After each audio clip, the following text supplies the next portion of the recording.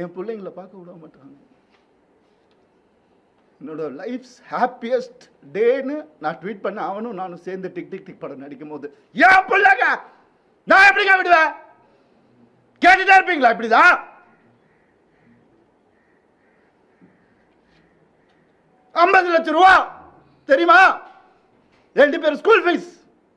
எத்தனை வருஷம் நான் அதை கட்டி பார்த்துட்டு இருக்கேன். அவங்களுக்கு நல்ல லைஃப் கிடைக்கணும்னு.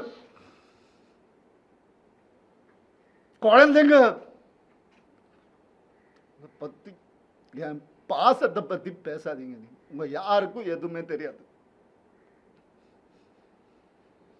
டெய்லி நைட்டு உட்காந்து அவன் செஸ் கத்துக்கிறான். என் சின்ன பையன் டெய்லி உட்காந்து விளையாடுவான். நான் அவன்கிட்ட தோத்து போவேன். நான்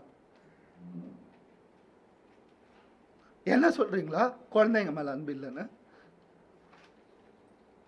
பார்க்க விட மாட்டாங்க. போன் கான்ஃபிஸ்கேட் பண்ணி வச்சிருக்காங்க. ஸ்கூலுக்கு பாடி கார்டு அனுப்புறாங்க. என் பசங்க பார்க்கணும் இந்த வீடியோவை. தெரிச்சு தானே ஓடி வந்தேன் நான். அந்த லைஃப் பிடிக்கலன்னு இத்தனை நாள் இருந்தால அப்பெல்லாம் தெரியலையா? நான் அப்பெல்லாம் பார்த்துக்கல. எவ்வளவு கோடியில வீடு என்ன கேளுங்க போய் வெளியில. ஈஸியாரே சொல்லும். யாருக்காக? எல்லாம் அவங்களுக்காக தான் நான் பண்ண. இருக்கும் போது பார்த்துக்க முடியல. நான் இல்லாதப்ப மூடிட்டு இருக்கணும். ஒரு குழுவை அமைச்சு இவங்களை இப்படி காசு கொடுத்து இவங்கள அப்படி எனக்கு தெரியாத அதெல்லாம் பண்றதுக்கு பிறந்து வளர்ந்தவன் சொல்லி கொடுத்ததே நான் தான். ஏன் தெரியுமா? நான் திரும்பி வந்தேன் 6 மாசம் நான் காணாம போயிருந்தேன். வேணாம் தேங்க்யூ. இது ஃபெமினிசம்.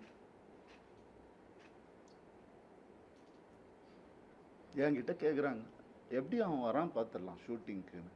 ப்ரொடியூசர் ஆகினதே நான். என்கிட்ட கேட்குறாங்க யாராவது பார்த்துருக்கீங்களா? குடும்பமா ஒரு எக்ஸ் குடும்பம் வந்து இன்டர்வியூவில் வர்றது யாராவது பார்த்துருக்கீங்களா? எனக்கே தெரியாது. சர்ப்ரைஸ் தான்.